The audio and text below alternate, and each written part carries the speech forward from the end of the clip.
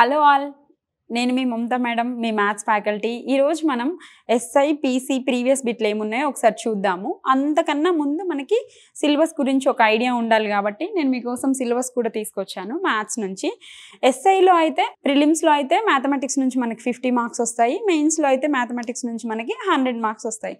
పీసీలో కూడా అంతే. మ్యాథ్స్కి మనకి జిఎస్కి ఎంత ప్రియారిటీ ఇస్తామో హాఫ్ ఆఫ్ ద పార్ట్ మనకి మ్యాథమెటిక్స్ నుంచి వస్తుంది కాబట్టి సో ఈరోజు మనం అందులో ఏమేమి లాస్ట్ టైం మనకి వచ్చిన దాంట్లో మ్యాథ్స్ బిట్లు కవర్ అయ్యాయో ఒకసారి చూద్దాము. అవి కొన్ని నేను ఈజీవి కొన్ని తీసుకున్నాను, కొంచెం డిఫికల్ట్గా ఉన్నవి కూడా తీసుకున్నాను. ఈ ఎగ్జామ్ కూడా అంతే, మనం ఊహించినట్టు రాదు. మనం ఈజీగా వస్తుంది అనుకుంటే టఫ్ వస్తుంది అని ప్రిపేర్ అయితే ఈజీగా వస్తుంది. ఈజీగా వస్తే మనకే కాదు, ఉన్న అందరికీ ఈజీగా వస్తుంది, ఆటోమేటిక్గా కట్ ఆఫ్ పెరిగిపోతుంది కదా. సో ఈరోజు మనం ఏం చేద్దాము అంటే కొన్ని ఈజీ ప్రాబ్లమ్స్ చేద్దాం, కొన్ని డిఫికల్ట్ ప్రాబ్లమ్స్ చేద్దాం. అంతకన్నా ముందు ఒకసారి మీరు సిలబస్ చూడండి. తెలిసిన వాళ్ళకి ఓకే, తెలియకపోతే ఒకసారి ఇలా పాజ్ చేసి చిన్న స్క్రీన్ షాట్ తీసేసుకోండి, మీకు సిలబస్ మీద కొంత ఐడియా ఉంటుంది. ఫస్ట్ ప్రాబ్లం చూస్తే మనం ఇక్కడ ఏమి ఇచ్చారు అనంటే ఒక ఈక్వేషన్ని మనకి ఇచ్చారు. ఈ ఈక్వేషన్ని మనం ఎలా సాల్వ్ చేయాలి ఇదంతా మనకి ఆప్షన్స్ ఒకసారి మనం చూస్తే అన్ని ఎన్ ఫామ్లోనే, అంటే అన్నోన్ ఉన్న ఎన్ డిజిట్లోనే ఉన్నాయి కదా. ఇప్పుడు అసలుకి ఈ ప్రాబ్లమ్ని ఎలా చేయాలి మనం ఒకసారి చూస్తే ఫస్ట్ మనకి ఏమి ఇచ్చారు, 1 - 1/2 అని ఇచ్చారు. సేమ్ ఇంకొకటి ఏమి ఇచ్చారు, 1 - 1/3 అని ఇచ్చారు. అండ్ సో ఆన్ ఎప్పటి వరకు ఇచ్చారు, 1 - 1/n అని ఇచ్చారు. మనందరికీ ఎల్సిఎం మీద ఒక చిన్న ఐడియా ఉంటుంది, అవునా? ఎల్సిఎం మీద ఒకవేళ ఐడియా లేకపోయినా ఇక్కడ డినామినేటర్లో 1 ఉంది అంటే 1/1 ఉంది అని అర్థం. ఇవ్వలేదు అని అంటే ఖచ్చితంగా మనకి డినామినేటర్ వాల్యూ 1/1 ఉంది అని అర్థం. ఇక్కడ మనకి ఎల్సిఎం పెద్ద నెంబర్ 2 కాబట్టి 2కి 1కి కామన్గా 2 అనేది మనకి ఎల్సిఎం అయిపోతుంది. So 2 1s 2, 1 1s 1.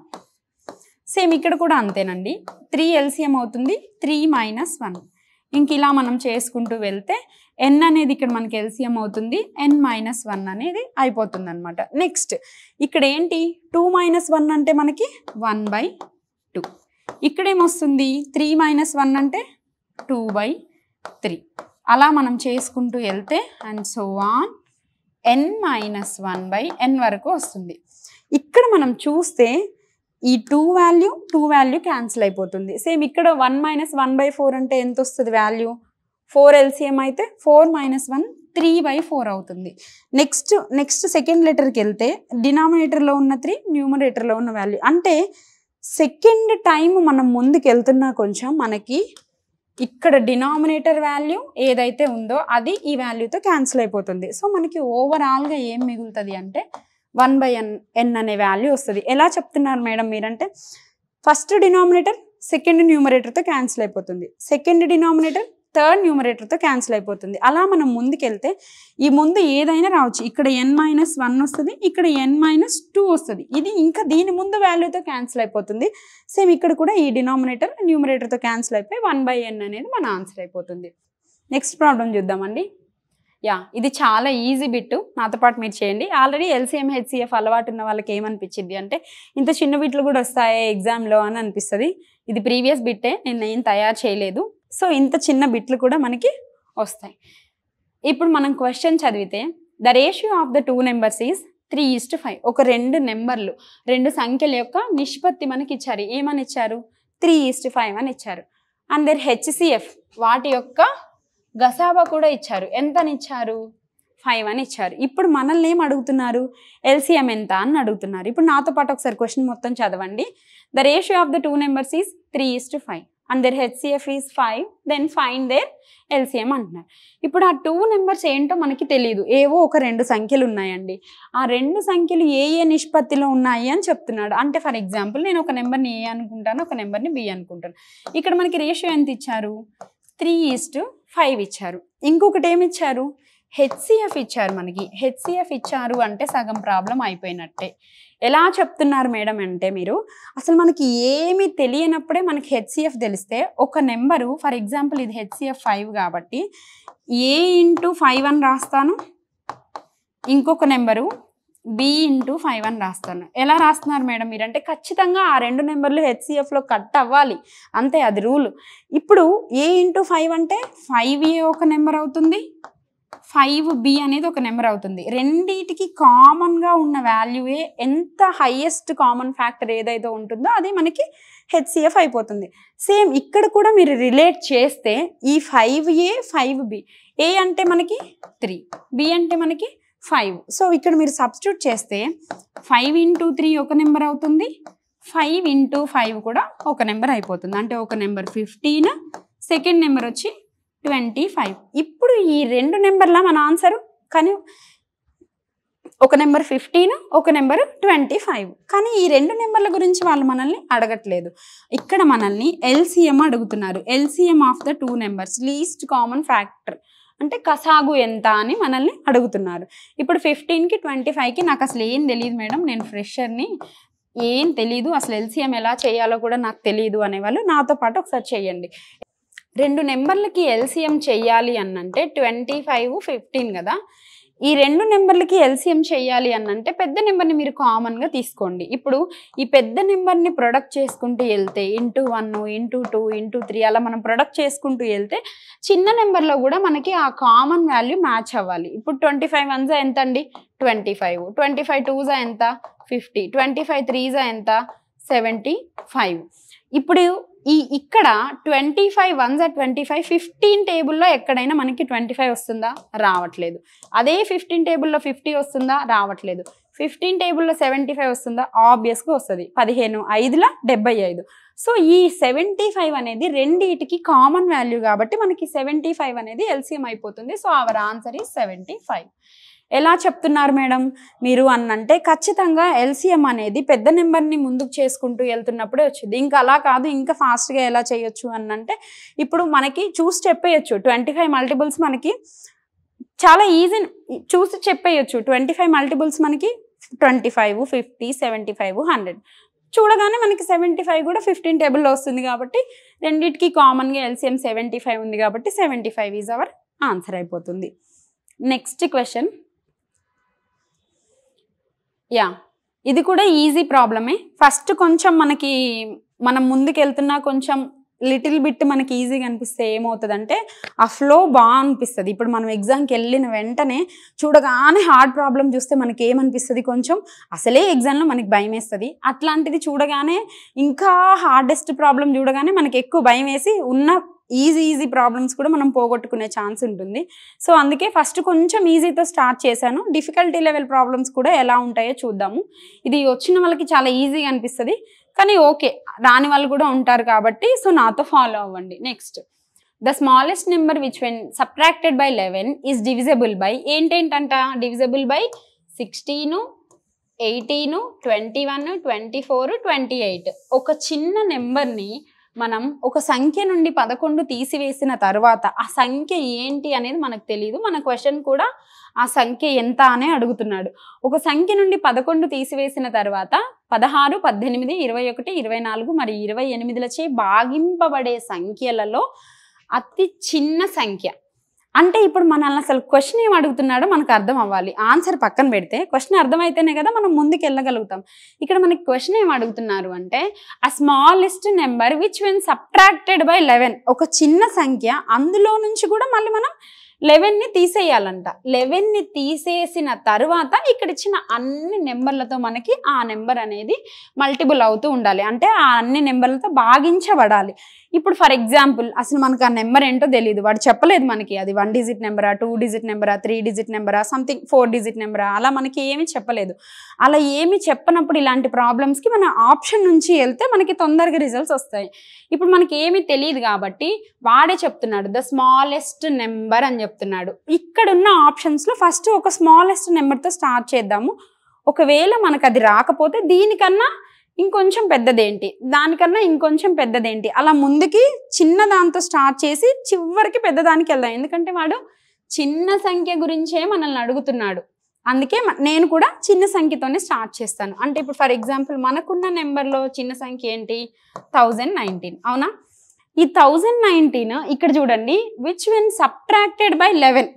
ఒకవేళ ఈ నెంబర్లో నుంచి 11ని మనం తీసేస్తే, అవునా, ఇప్పుడు ఎంత వస్తుంది? 1019లో నుంచి 11 పోతే 1008. ఇప్పుడు ఈ నెంబరు ఈ 16తో పోవాలి, 18తో పోవాలి, 21, 24, 28. ఈ నెంబర్ అన్ని నెంబర్స్లో అసలు ఈ నెంబర్ మల్టిపులా కాదా మనకి చెక్ చేయాలి.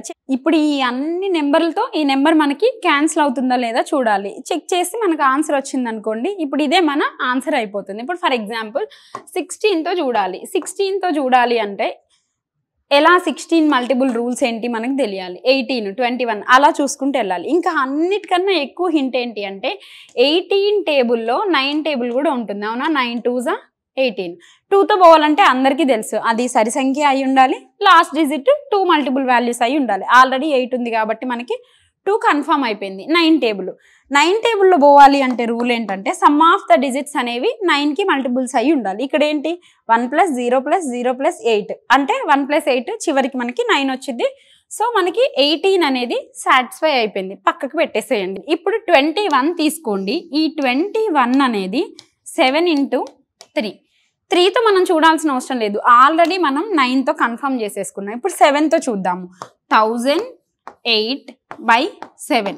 7 1 7, 3 రిమైనింగ్ 30, 7 4 28, మళ్ళీ 2 రిమైనింగ్ 7 4 28.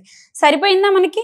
ఇక్కడ 7 టేబుల్ కూడా కన్ఫర్మ్ అయిపోయింది. ఇప్పుడు ఇందులో ఏముంటుంది 24లో? 6 4లైనా రాయొచ్చు, 8 3లైనా రాయొచ్చు, ఏదైనా పర్వాలేదు. ఇప్పుడు ఫర్ ఎగ్జాంపుల్ మనకు ఆల్రెడీ 8 టేబుల్ ఒకసారి చెక్ చేద్దాం. 8 3s చెక్ చేద్దాం. 1008/24 ఆల్రెడీ 3 టేబుల్ కన్ఫర్మ్ అయిపోయింది. 8 3 24, 8 1 8, 9 10, 20, 8 2 16, ఇంకా 40, 8 6 48. 8 టేబుల్లో కూడా మనకి కన్ఫర్మ్ అయిపోయింది. సో ఇది కూడా క్యాన్సిల్ అయిపోయింది. ఇందులో ఆల్రెడీ 7 × 20, 7 × 4 కాబట్టి 7 కన్ఫర్మ్ చేసేసాం, 4 కన్ఫర్మ్ చేసేసాం. ఇంకా మనకి 16 ఉంది. 16 అంటే 4 × 4 లాగా కూడా కన్ఫర్మ్ చేసేయచ్చు. ఒకసారి చూద్దాం. 1008, 16 96, 4 రిమైనింగ్ 48, 16 3 48. 16 టేబుల్లో కూడా కన్ఫర్మ్ అయిపోయింది. అంటే ఇక్కడ ఇచ్చిన అన్ని సంఖ్యల్లో మనకి 11ని మనం తీసేసినప్పుడు, అతి చిన్న సంఖ్యలో నుంచి 11ని మనం తీసేసినప్పుడు సరిపోతుందా లేదా చెక్ చేసుకోవాలి. ఇదంతా ఇంత టైం పట్టిద్దా మేడం అంటే అంత టైం ఏం పట్టదు. మనం ఆల్రెడీ డివిజిబిలిటీ రూల్స్ చూసుకొనే ఉంటాం కాబట్టి వెంటనే మనకి ఇక్కడ చూడగానే చెప్పేయచ్చు ఇది 9 మల్టిపుల్, ఇది 3 మల్టిపుల్, ఇక్కడ చివర్లో 2 డిజిట్స్ క్యాన్సిల్ అయిపోతున్నాయి, ఇది 4 మల్టిపుల్, ఈ 3 డిజిట్స్ కాబట్టి ఇది 8 మల్టిపుల్, అలా చెప్పేయచ్చు. కొంచెం మనకి తరోగా ప్రాక్టీస్ చేస్తూ ఉంటే ఈ డివిజిబిలిటీ రూల్స్ అనేవి మనకి అలవాటు అయిపోతాయి. చూస్తే కొంతమందికి ఇంకా కన్ఫ్యూజన్ తెలుసా ఈ బిట్లో ఏంటి అనంటే ఈ 1019కి +11 చేయాలా -11 చేయాలా అనే ఒక కన్ఫ్యూజన్ కూడా ఉంటుంది. అలా ఏమైనా కన్ఫ్యూజన్ ఉంటే ఎప్పుడు మనం యాడ్ చేయాలి, ఎప్పుడు మనం సబ్ట్రాక్ట్ చేయాలి అని ఎవరికైనా డౌట్ ఉంటే మీరు కమెంట్ చేయండి. నేను అలాంటి ప్రాబ్లమ్స్ కూడా ఇంకా తీసుకొని ఎడిషన్వి కొన్ని చేద్దాము, సబ్ట్రాక్షన్వి కూడా మనం కొన్ని సాల్వ్ చేద్దాం. ముందుకు వెళ్తున్నా కొంచెం. నెక్స్ట్ ప్రాబ్లం చూద్దామండి.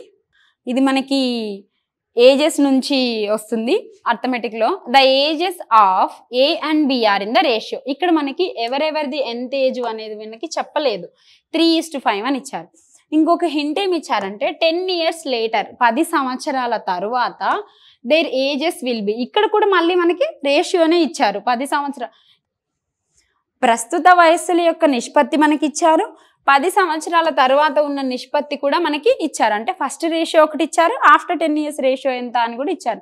ఇప్పుడు మనల్ని క్వశ్చన్ ఏం అడుగుతున్నారంటే వారి ప్రస్తుత వయస్సులు అంటే ఇన్ ద బేస్ ఆఫ్ ఇయర్స్లో ఎన్ని సంవత్సరాలు ఉంటాయి అనేది మనల్ని అడుగుతున్నారు. ఫస్ట్ మనకి ఇచ్చిన రేషియో ఏంటంటే ప్రజెంట్లో 3:5 ఇచ్చారు. ఇప్పుడు ఆఫ్టర్ 10 years రేషియో ఇచ్చాడు. అవునా, ఎంత ఇచ్చాడు? 31:45 ఇచ్చారు. ఇప్పుడు మనల్ని ఏం అడుగుతున్నాడు, ఇప్పుడు ఎంత వయసు ఉంటుంది అని అడుగుతున్నాడు. ఇప్పుడు మనకి ఏం తెలియదు అనుకుందాం ఈ ప్రాబ్లంలో. ఫస్ట్ మనకి 3:5 ఇచ్చినప్పుడు 3x అనేది ఒక అన్నోన్ వాల్యూ అయిపోతుంది, 5x అనేది ఎంతో కొంత వాల్యూ, ఎంతో కొంత వయసు వస్తుంది. ఇద్దరిని కంపేర్ చేస్తున్నారు కాబట్టి ఏ అండ్ బి వాళ్ళు ఖచ్చితంగా 3 మల్టిపుల్ వాల్యూ అయి ఉంటారు, సెకండ్ వాళ్ళు 5 మల్టిపుల్ వాల్యూ అయి ఉంటారు. ఇప్పుడు మనకేంటంటే question 3x + 10 years 5x + 10 years is equal to ఎంత ఇచ్చారండి మనకి 10 years తర్వాత రేషియో 31:45 ఇచ్చారు. అంటే ఇప్పుడు ఏంటి, దీన్ని ఇలా చేయొచ్చు, 3x + 10/5 5x + 10 is equal to 31/45 అని మనం రాయొచ్చు. అంటే ఇప్పుడు దీన్ని క్రాస్ మల్టిప్లై చేసి చేద్దాము. అసలు ఇలా ఇప్పుడు మనకి ఇచ్చారు 3x + 10/5x + 10 is equal to 31/45. చూద్దాము మనకు అసలు ఏం ఆన్సర్ వచ్చిందో. ఏమి ఇచ్చాడండి? 3x + 10/5x + 10 equal to 31/45. ఒకసారి మనం క్రాస్ మల్టిప్లికేషన్ చేస్తే 45 × 3x ఎంత అవుతుంది? 45 3 times 135x plus 450 45 × 10. Next 35 × 5 155x plus 310. ఇప్పుడు ఇక్కడ 155x పెద్దది కాబట్టి I will take 135 as right side. So 135 155 minus 135 ఎంత ఇక్కడ 20x. 450లో నుంచి 310ని మనం తీసేస్తే 140 వస్తుంది.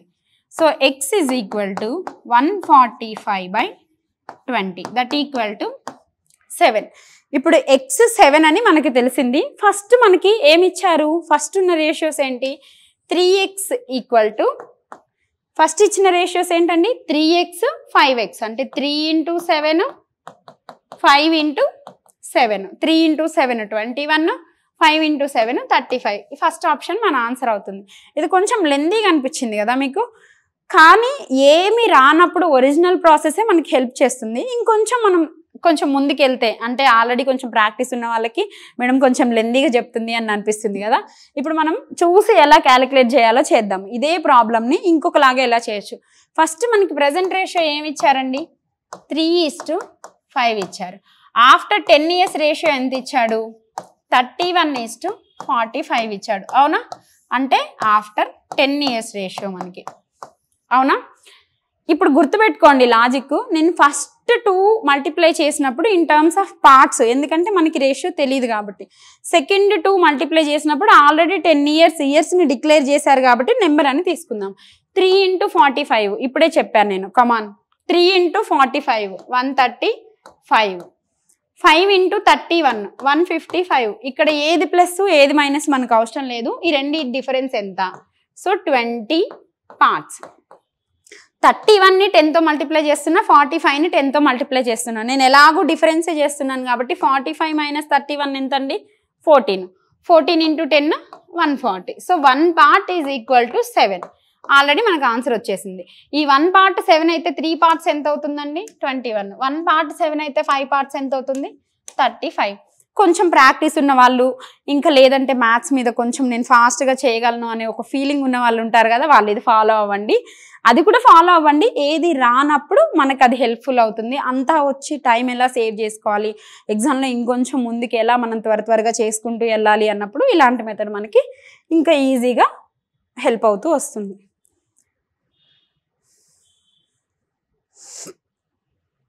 యా, నెక్స్ట్ ప్రాబ్లం చూద్దామండి. కొన్ని The average of 4 consecutive numbers is ABCD. Is average ఎంత ఇచ్చాడు అంటే 55.5 అని ఇచ్చారు. Then the product of BC middle terms యొక్క ప్రొడక్ట్ ఏంటి అని అడుగుతున్నాడు. అంటే ఇప్పుడు ఏంటి? 4 వరుస సంఖ్యల యొక్క సగటు ఎంత ఇచ్చారంట మనకి?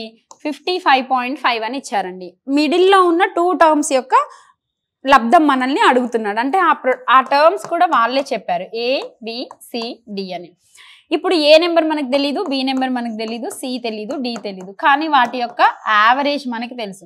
ఇంకా ఇదే క్వశ్చన్లో ఒకసారి హింట్ ఉంది చూడండి. అవి ఏ సంఖ్యలో మనకు తెలీదు, కానీ హింట్ ఏమి ఇచ్చాడంటే మనకి కాన్సిక్యూటివ్ నెంబర్స్ అని ఇచ్చాడు. వరుస సంఖ్యలు అని ఇచ్చాడు. వరుస సంఖ్యలు అంటే మనకి సగం ప్రాబ్లం అయిపోయినట్టే. అది వాడు కాన్సిక్యూటివ్ నెంబర్స్ అని ఇచ్చినా ఈజీయే, ఈవెన్ నెంబర్స్ అని ఇచ్చినా ఈజీవే, ఆడ్ నెంబర్స్ అని ఇచ్చినా, ఏది ఇవ్వకపోతేనే మనకు కన్ఫ్యూజన్. అంటే ఏ నెంబర్స్ తీసుకోవాలి, వస్తుందా రాదా, ఒకవేళ మనం తీసుకున్న నెంబర్ తప్పైతే టైం వేస్ట్, అలాంటి ఒక ఫీలింగ్ వస్తుంది కదా. సో కానీ ఇక్కడ మనకి కాన్సిక్యూటివ్ నెంబర్స్ అని ఇచ్చాడు కాబట్టి మన సగం ప్రాబ్లం అయిపోయినట్టే. ఇప్పుడు ఆ కాన్సిక్యూటివ్ నెంబర్లు వరుస సంఖ్యలు ఏవైనా కావచ్చు, ఏ వస్తాయి అనే క్లారిటీ అయితే మనకి లేదు.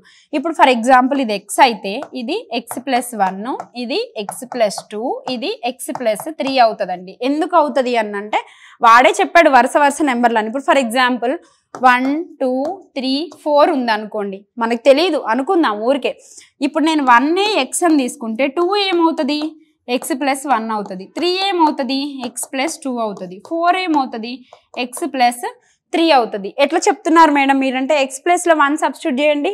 1 1 + 1 2 1 + 2 3 1 + 3 4 సరిపోయింది కదా. అలాగే 1 2 3 4 కాదు కదా మన నెంబర్లు, తెలియదు కాబట్టి మనం x+1 x+2 x+3 అనుకుంటున్నాం. ఇప్పుడు యావరేజ్ ఏమవుతుంది అంటే x+1 x+2 x+3 ఇవి ఎన్ని సంఖ్యలు అండి, 4 సంఖ్యలు. అందుకే by 4 యావరేజ్. కాబట్టి మన ఆన్సర్ ఏంటి, 55.5. నెక్స్ట్ మనకేమొచ్చిందండి, x+1 x+2 x+3 by 4 is equal to 55.5. ఇదే కదా మనకి ప్రీవియస్ పేపర్లో ఉన్న ఈక్వేషన్. సో ఇక్కడ సమ్ చేస్తే 4x + 6 is equal to 55.5 into 4. 55.5 into 4 అంటే 222 అండి. So 4x + 6 is equal to 222.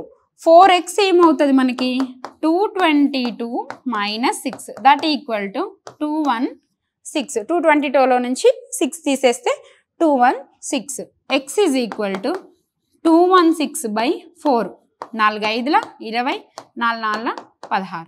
So x అనే వాల్యూ మనకి 54 వచ్చింది. మనం ఏమని తీసుకున్నాము, x x+1 x+2 x+3 అంటే ఏంటి, 54 ఒక వాల్యూ, 55 ఒక వాల్యూ, 56 ఒక వాల్యూ, 57 ఒక వాల్యూ. మనల్ని ఏం అడుగుతున్నాడు, A B C D. మనల్ని ఏం అడుగుతున్నారు, product of B and C అని అడుగుతున్నాడు. అంటే 55 into 56 వాల్యూ ఎంత అని అడుగుతున్నాడు. అదే కదా మన వాల్యూ. సో 55 into 56 చేస్తే మనకి ఇప్పుడు చేస్తే ఒక నెంబర్ వస్తుంది. ఎంతో నెంబర్ మనకు తెలియదు, కొంచెం పెద్ద నెంబరే వస్తుంది అని అనుకుందాం. ఇక్కడ చూస్తే మనం ఆప్షన్స్, మనకి ఇక్కడ హింట్ ఏంటి అంటే 55లో మనకి 11 మల్టిపుల్ అనే ఒక వాల్యూ ఉంది. 11 మల్టిపుల్ అంటే ఇక్కడ ఈ 11 మల్టిపుల్ వాల్యూకి ఏ ఆప్షన్స్ సాటిస్ఫై అవుతున్నాయో మనం చూడాలి. అంటే ఇప్పుడు 11 మల్టిపుల్ మనకు తెలియాలి అంటే ఫర్ ఎగ్జాంపుల్ మనకు ఒక నెంబర్ ఇస్తే 1 2 3 4 5 6 7 8 ఏదో ఒక నెంబర్ అనుకుందాం. ఓన్లీ ఈవెన్ ప్లేసెస్ చూడండి, ఓన్లీ ఆడ్ ప్లేసెస్ చూడండి. ఇప్పుడు ఆడ్ చూస్తే ఈ నెంబర్ని సమ్ చేస్తే ఏదో ఒక వాల్యూ వచ్చింది. సేమ్ అట్లాగే ఈ నెంబర్ ఆల్టర్నేట్ నెంబర్ని సమ్ చేస్తే ఒక వాల్యూ వచ్చింది. ఈ నెంబర్స్ యొక్క సమ్ము లేదా ఈ నెంబర్స్ యొక్క సమ్ని అంటే అక్కడ ఒక వాల్యూ ఇక్కడ ఒక వాల్యూ వచ్చింది. అంటే ఈవెన్ నెంబర్ సమ్ చేస్తే ఒక వాల్యూ, ఆడ్ నెంబర్ సమ్ చేస్తే ఒక వాల్యూ వస్తుంది. ఆ వచ్చిన వాల్యూస్ డిఫరెన్స్ మనకి 11 అయినా రావాలి, 0 అయినా రావాలి, ఐదర్ 11 మల్టిపుల్ వాల్యూ అయినా రావాలి. అప్పుడు మనకి 11 మల్టిపుల్ వాల్యూ సరిపోతుంది. అంటే ఇప్పుడు ఫర్ ఎగ్జాంపుల్ ఈ 55కి 56కి నేను 11 మల్టిపుల్ ఉందని చెప్పాను. అంటే ఇప్పుడు 2 + 8 ఎంత అండి, 10 అవునా. 5 + 0 ఎంత, 5. 10 5 డిఫరెన్స్ ఎంత, 5ఏ కదా. సో 5 అనేది 11 మల్టిపుల్ వాల్యూ కాదు. 6 + 3 ఎంత అండి, 9. 0 0 ఆల్రెడీ 0 అయిపోతుంది. సో 9 అనేది కూడా 11 మల్టిపుల్ వాల్యూ కాదు. 8 + 3 ఎంత అండి, 11. 0 + 0 ఎంత, 0. సో 11 - 0 కూడా మనకి 11ఏ వస్తుంది. చూద్దాం, కన్ఫర్మ్ చేయొద్దు. ఇంకొకటి కూడా రాకపోతే అప్పుడు మనం కన్ఫర్మ్ చేసేద్దాం. తప్పైతే కాదు, అలా అని కరెక్ట్ కూడా కాదు, ఇంకొకటి చెక్ చేద్దాం. 3 + 6 ఎంత అండి, 9.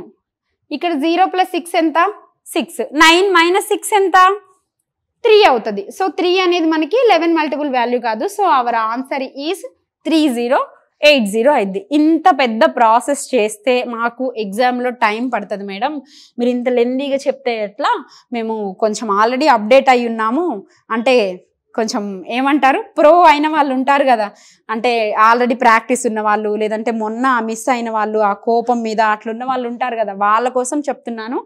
ఇది బేసిక్ మెథడు, ఇది రావాలి మనకి. ఎందుకు రావద్దు అంటే ఇది బేసిక్ మెథడ్. ఇది రావాలి మనకి. ఎందుకు చెప్తున్నాను అంటే ఏది రానప్పుడు టైం ఉన్నప్పుడు ఆ ఒక్క మార్కే మనల్ని ఇప్పుడు ఈ వీడియో మనం చూస్తున్నాము అంటే ఆల్రెడీ కొంచెం లాస్ అయ్యి ఆ పెయిన్ అంతా ఉంచుకొని ఎగ్జామ్లో నెక్స్ట్ దాంట్లో ఎట్లయినా క్రాక్ చేయాలి. ఇప్పుడు మీరు చూస్తున్నారు అంటే so you all guys are in the right track. So నేను చెప్తున్నాను ఒరిజినల్ ప్రాసెస్ నేర్చుకోండి.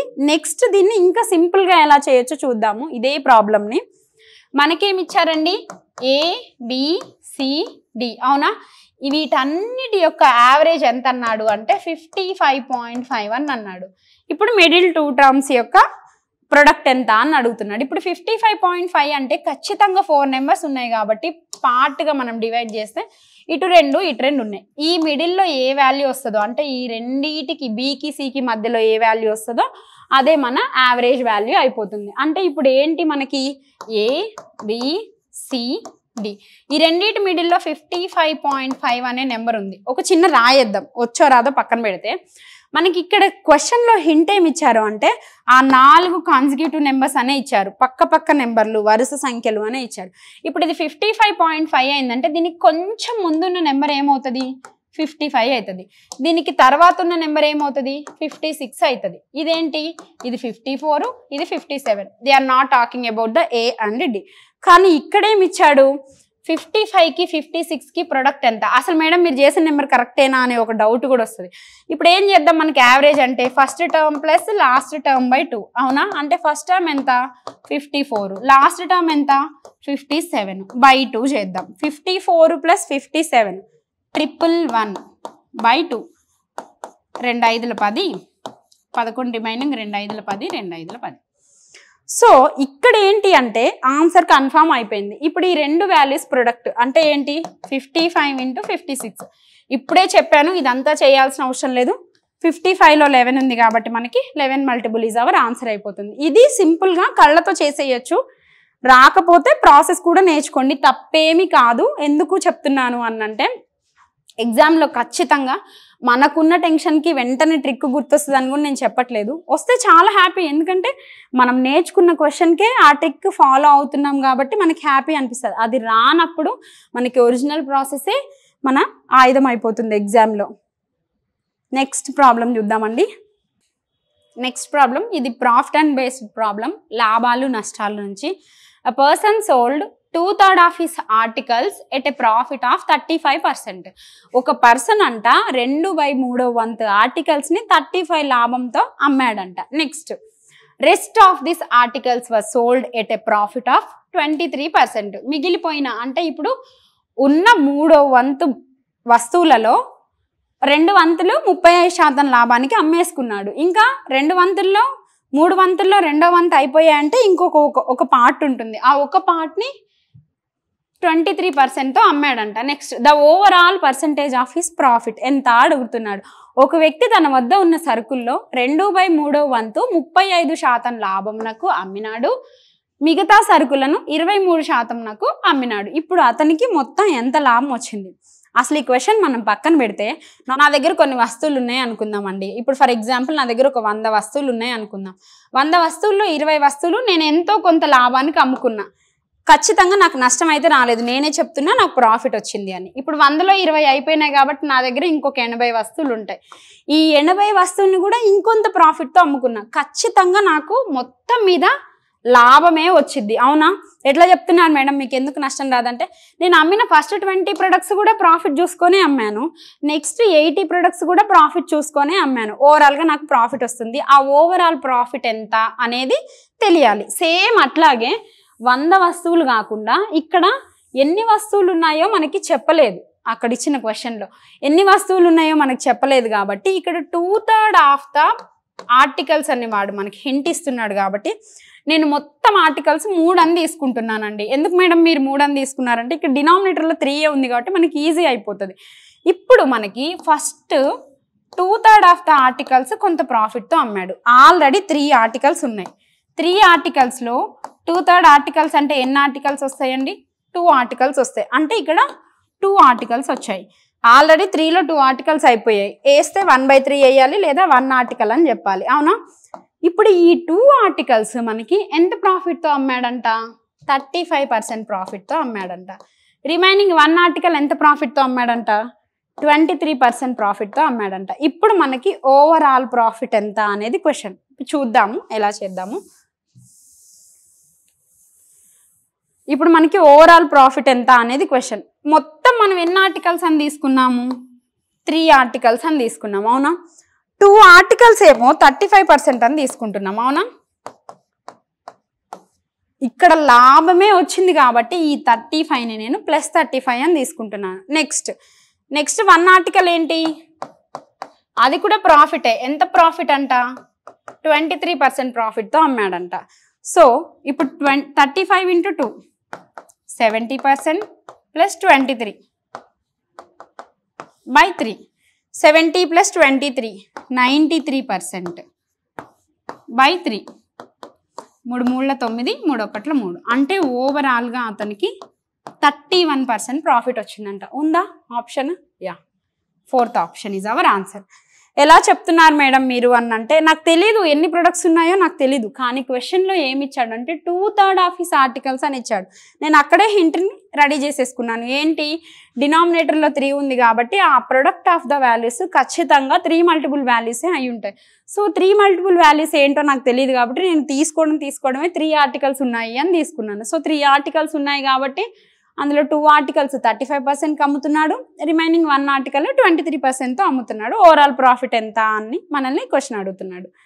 ఓవరాల్ ప్రాఫిట్ ఎంత వచ్చిందండి మనకి, 31% వచ్చింది. Next bit. యా, ఇది time and work based problem. ఇది కొంచెం లెందీ ప్రాబ్లమే, కాకపోతే మన ఎగ్జామ్లో ఎలా చేయాలి, ఇంత పెద్ద ప్రాబ్లమ్స్ వస్తాయా అంటే వస్తాయి, ఆల్రెడీ వచ్చిన ప్రాబ్లమే కదా. సో ఇక్కడ చూడండి, 6 men and 12 women can complete a work in 40 days. Next, 8 men and 16 women finish the same work. అదే పనిని ఎన్ని రోజుల్లో చేశారంట, 24 daysలో చేశారంట. In how many days can 10 men and 8 women finish the same work? Same మనం ఒకసారి తెలుగులో చూస్తే, ఒక పనిని 6 పురుషులు 8 మంది స్త్రీలు 40 రోజుల్లో పూర్తి చేశారు. అదే పని మారిపోయిందా, మారలేదు ఇక్కడ మనకి. అదే పనిని 8 మంది పురుషులు 16 మంది స్త్రీలు 24 రోజుల్లో పూర్తి చేశారు. ఇప్పుడు అదే పనిని 10 మంది పురుషులు మరియు 8 మంది స్త్రీలు చేయడానికి మనకి ఎన్ని రోజులు పడుతుంది అని మనల్ని ఇక్కడ క్వశ్చన్ అడుగుతున్నాడు. అసలు క్వశ్చన్లో మనకి డేటా ఏముందో చూడండి. 6 men + 8 women, అంతేనా. 6 men + 8 women work in how many days అండి, 40 days. నెక్స్ట్ ఏమి ఇచ్చాడు, 8 men + 16 women ఆర్ ఇన్ 24. ఇది డేస్ అండి. ఇది మనకిచ్చిన డేటా, కానీ మనల్ని ఏం క్వశ్చన్ అడుగుతున్నాడు, 10 men + 8 women ఎన్ని డేస్లో చేస్తారు అనేది క్వశ్చన్. ఇప్పుడు ఫర్ ఎగ్జాంపుల్ 6 men + 8 women కలిసి 40 డేస్లో చేస్తున్నారు అంటే 1 డేకి 1/40 అనే వర్క్ చేస్తారు. ఎలా చెప్తున్నారు మేడం మీరంటే, ఓవరాల్గా వర్క్ 40 డేస్లో అయిపోతుంది, కానీ మనకి 1 డేకి ఎంత చేస్తారో తెలీదు. అంటే వాళ్ళ సామర్థ్యం ఎంత ఉంది, వాళ్ళు ఎంత వరకు చేయగలుగుతారు అంటే 1/40 అనే వర్క్ చేస్తారు. ఇక్కడ కూడా అంతే, 8 men 16 women 1 డేకి 1/24 డేస్లో చేస్తారు. ఇప్పుడు ఇదే సమ్ని మెన్ ఉన్నారు, ఉమెన్ ఉన్నారు, 2 అన్నోన్ వాల్యూస్ ఉన్నాయి, ఆల్రెడీ 2 ఈక్వేషన్స్ ఉన్నాయి. మెన్ని ఉమెన్కి ఈక్వల్ చేసైనా చేయొచ్చు, ఉమెన్ని మెన్కి ఈక్వల్ చేసైనా చేయొచ్చు. ఇలా మనం చేసుకుంటూ వెళ్తే కొంచెం టైం పడుతుంది ఇలాంటి ప్రాబ్లమ్స్ చేయడానికి. సో ఈక్వేషన్ని ఒకదానికి ఒకటి సమ్కి రిలేట్ చేసుకోకుండా, అంటే ఒకదానికి ఒకటి క్యాన్సిల్ చేసి ఇంకోటి సబ్స్టిట్యూట్ చేసి చేయకుండా కొంచెం ఈజీగా ఎలా చేయాలి అనంటే, ఇదే ప్రాబ్లమ్ని మనకిచ్చిన డేటాలో మనకిచ్చిన ప్రాబ్లంలో 6 men + 8 women ఆర్ ఇన్, మనకిచ్చిన ప్రాబ్లంలో 6 men + 8 women ఆర్ ఇన్ 40 డేస్లో చేస్తారు. అదే పనిని, అంటే అదే పని ఈజ్ ఈక్వల్ టు 40. ఇప్పుడు ఎంతమంది మెన్ ఎంతమంది ఉమెన్ ఉన్నారంట, 8 men 16 women 24 days. అదే పనిని 8 men 16 women are in 24 days. ఇప్పుడు ఈ ఈక్వేషన్ని మనం రిలేట్ చేసుకుంటే మనకు కొంచెం తొందరగా అయిపోతుంది ఒకదానికి ఒకటి కంపారిజన్ కాకుండా. Same 8 5 times, 8 3 times. సేమ్ ఇది ఒకసారి లోపలికి ఇన్బిల్ట్ మల్టిప్లై చేసుకుంటే 5 6ల 30, 30m plus 40 women is equal to 24 men plus 48 women. అంటే మెన్ ఇక్కడే హైయెస్ట్ మెన్ ఉన్నారు కాబట్టి 24 ఇటు వస్తే 6 men is equal to 8 women. మెన్కి ఉమెన్కి రేషియో ఎంతండి? 8/6, దట్ ఈక్వల్ టు 4/3. ఇది ఇలా ఉంచండి. అంటే మెన్కి ఉమెన్కి వాళ్ళ ఎఫిషియన్సీస్ రేషియో ఎంత వచ్చింది అంటే 4:3. ఇది వాళ్ళ యొక్క బలం, సామర్థ్యాల నిష్పత్తి. ఇప్పుడు అసలు ఆ పని ఎంతవరకు జరిగింది అనేది మనకి తెలియదు. మొత్తం వీళ్ళ ఎఫిషియన్సీ వచ్చింది. ఏ ఈక్వేషన్లో అయినా సబ్స్టిట్యూట్ చేయండి, రిజల్ట్ మనకి సేమ్ వస్తుంది. అంటే ఇప్పుడు for example 6 men plus 8 women in 40 days, 8 men plus 16 women in 24 days కదా. ఇప్పుడు మెన్ ప్లేస్లో 4 సబ్స్టిట్యూట్ చేయండి, ఉమెన్ ప్లేస్లో 3 సబ్స్టిట్యూట్ చేయండి. మీరు ఓవరాల్గా ఇక్కడ సబ్స్టిట్యూట్ చేసినా అదే రిజల్ట్ వస్తుంది, ఇక్కడ సబ్స్టిట్యూట్ చేసినా అదే రిజల్ట్ వస్తుంది. ఇప్పుడు వచ్చిన రిజల్ట్ని మనల్ని ఏం అడుగుతున్నాడో కనుక్కుంటే సరిపోతుంది. అంటే ఇప్పుడు ఏంటి, 6 men ప్లస్ 8 ఉమెన్ ఇన్ ఎన్ని డేస్ అండి? 40 days. మనల్ని ఏం క్వశ్చన్ అడుగుతున్నాడు అనంటే ఒకసారి క్వశ్చన్ చూస్తే మనల్ని ఏం అడుగుతున్నాడు? 10 men ప్లస్ 8 ఉమెన్ అని అడుగుతున్నాడు. సేమ్ అదే రిలేట్ చేయండి. 10 men plus 8 women are in how many days? ఇదేనా అండి మన క్వశ్చన్? ఇప్పుడు మనకి మెన్కి ఉమెన్కి రేషియో ఎంత వచ్చిందండి? 4:3 వచ్చింది. సేమ్ సబ్స్టిట్యూట్ చేయండి. Men by women is equal to 4:3. I will put m as 4 and women as 3. అంటే ఇప్పుడు 6 4లు ఎంత అండి? 24. 8 3ల 24 into 40 is equal to 10 4లు 40, 8 3ల 24 equal to question mark. ఇదేంటి? 48 ఇంటూ 40/40 ఇంటూ 24 64. ఇప్పుడు చూడండి 16 టేబుల్లో 16 4 64, 16 3 48. 4 టేబుల్లో 4 ఇంటూ 10 40. ఓవరాల్గా మనకి 30 days అండి. ఇది ఎందుకు మేడం అంటే అక్కడ మన క్వశ్చన్ మార్క్ డేసే కాబట్టి. ఎన్ని డేస్లో చేశారు? ఉందా ఆన్సర్? ఉంది. So 30 days is our answer అయిపోతుంది. ఇలాంటి ప్రాబ్లమ్స్ని డేకి ఎంత వర్క్ చేశారు 1/, చేసి ఈ రెండింటిని సమ్ చేసి లేదా ఒకదానికొకటి రిలేట్ చేసి క్యాన్సిల్ చేసుకొని చేయడం కన్నా ఇలా మనం ఎంత వస్తుంది ఓవరాల్గా ఎంత పని, అదే పని అని వాడు క్వశ్చన్లో చెప్పాడు కాబట్టి అది మన హింట్ అయిపోతుంది. ఆ రెండింటిని కలిపి చేసినప్పుడు మనకు వస్తుంది. సాచురేట్ అయిపోయారు కదా, అబ్బా మేడం ఇంత టఫ్ ప్రాబ్లమ్స్ వస్తాయా అని. వస్తాయి కొన్నిసార్లు. ఇలా టఫ్ ప్రాబ్లమ్స్ వచ్చినప్పుడే కదా వాడు ఫిల్టర్ చేయడానికి ఈజీగా ఉండేది. అంటే మనం నేర్చుకోవడమే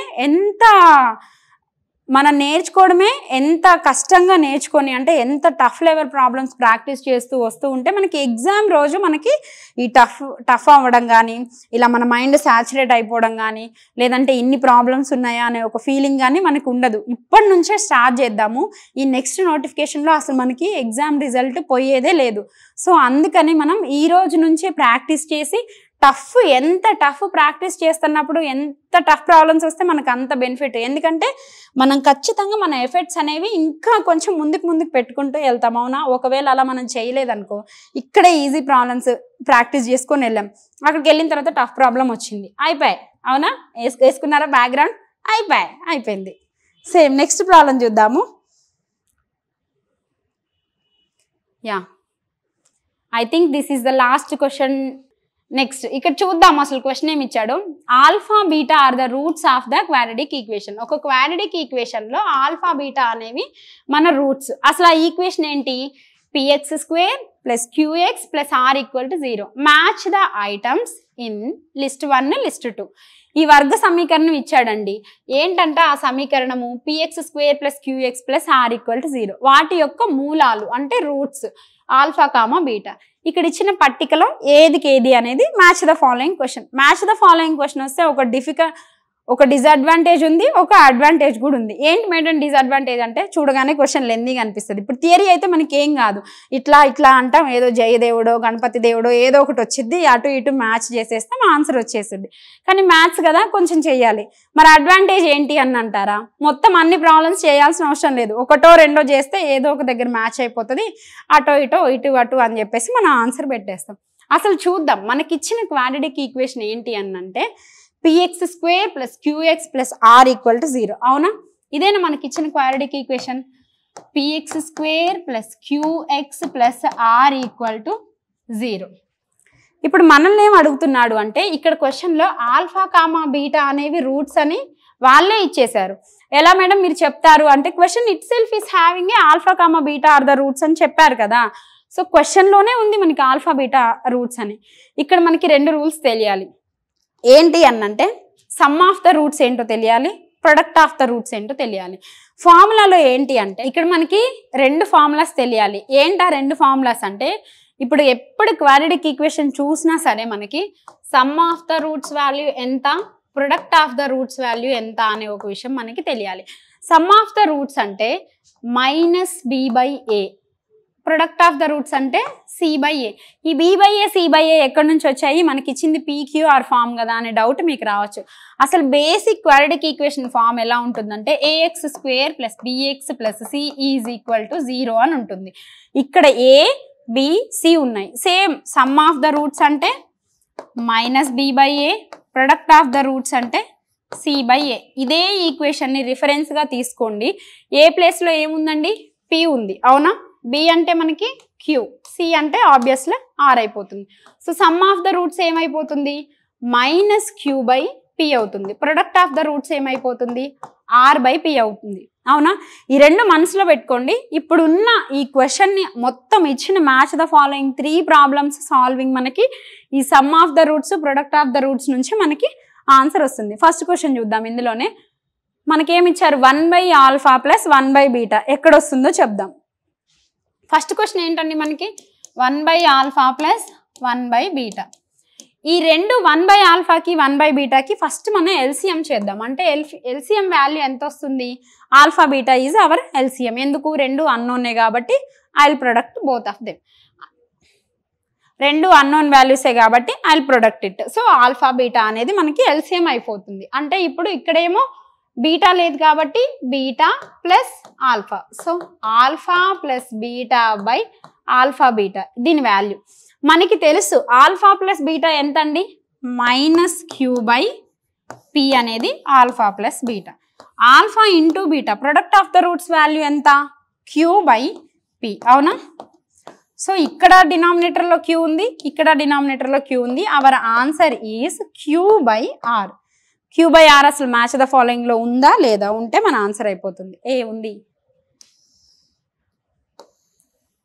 సో ఫస్ట్ ప్రాబ్లంకి -q/r అనేది మన ఆప్షన్ అయిపోయింది. అంటే ఫస్ట్ దాంట్లో 4, ఏకి 2 ఉంది, క్యాన్సిల్ అయిపోతుంది, ఏకి 2 ఉంది. ఇక్కడే అయిపోయింది 50%. ఒక్క ప్రాబ్లం చేయగానే మన ఆన్సర్ అయిపోయింది. ఏకి 4 వచ్చింది, ఏకి 4 వచ్చింది. ఇప్పుడు మనం ఏదైనా చెక్ చేసుకోవచ్చు. బి డిఫరెంట్గా ఉంది, సి కూడా డిఫరెంట్గా ఉంది కాబట్టి ఏదైనా చెక్ చేసుకుందాం. సో ఇందులో వరుసగా ఎందుకు లేదు, థర్డ్ది చూద్దాం. నెక్స్ట్ మనకేమి ఇచ్చాడండి, థర్డ్ దాంట్లో α² + β² అని ఇచ్చాడు. ఇది థర్డ్ ప్రాబ్లం కదా, చూద్దాం ఒకసారి. α² + β² అంటే ఇది దీన్ని మీరు α² β² లాగా కాకుండా ఒకసారి a² + b² అని చదవండి. ఏమైనా ఫార్ములా గుర్తొస్తుందా, ఆబ్వియస్గా గుర్తొచ్చే ఉంటుంది. ఏంటి అనంటే a + b² -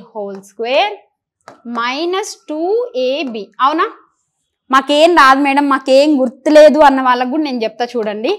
a + b² అంటే a² + b² + 2ab. అవునా, ఇక్కడ ఆల్రెడీ -2ab ఉంది. ఈ +2ab -2ab క్యాన్సిల్ అయితే మనకి మళ్ళీ మిగిలింది a² + b². వచ్చినా రాకపోయినా ఓకే, వస్తే వెరీ హ్యాపీ, రాకపోతే ఇప్పుడు నేర్చుకోండి, ఏం తప్పలేదు. మనం ఏమి నోటిఫికేషన్ పడిన తర్వాత హరీబరీ అవడం లేదు కదా, రాకముందే నేర్చుకుంటున్నాం కదా. సో అందుకే ఇక్కడ a² + b² ఇది నేను తీసుకుంటున్నాను. సేమ్ దాన్నే ఆల్ఫా బీటాలో కన్వర్ట్ చేస్తే α + β² - 2 × ఆల్ఫా బీటా. ఇక్కడ మనకు తెలుసు సమ్ ఆఫ్ ద రూట్స్ ఏమొచ్చిందండి, -q/p వచ్చింది. ఇది whole square. Product of the roots ఏమొచ్చిందండి, r/p వచ్చింది. అవునా? దీన్ని సబ్స్టిట్యూట్ చేస్తే నెగిటివ్ వాల్యూ అయినా స్క్వేర్ అయిపోతుంది కాబట్టి q²/p - 2r/p, q²/p² అండి. సారీ, ఇక్కడ చూడండి p² ఉంది, p ఉంది. సో p² అనేది మన ఎల్సిఎం అయిపోతుంది. ఆల్రెడీ p² ఉంది కాబట్టి ఈ వాల్యూ q², p ఒక్క p ఉంది కాబట్టి p² వచ్చింది కాబట్టి 2rp అయింది. ఇలాంటి ఒక ఆప్షన్ ఉందా లేదా, q² - 2rp/p². ఇక్కడ ఉంది చూడండి, q² - 2pr/pr అని వచ్చింది. సారీ, ఇలాంటి ఒక ఆప్షన్ ఉందా లేదా చూద్దాం. ఇక్కడ ఉంది చూడండి, q² - 2pr/p². అంతేనా? q² - 2pr, q² - 2pr/p². సరిపోయిందా? అంటే ఇక్కడ మనకి సికి 1 వచ్చింది, అయిపోయింది, ఆన్సర్ వచ్చేసింది. సికి 1 వచ్చింది.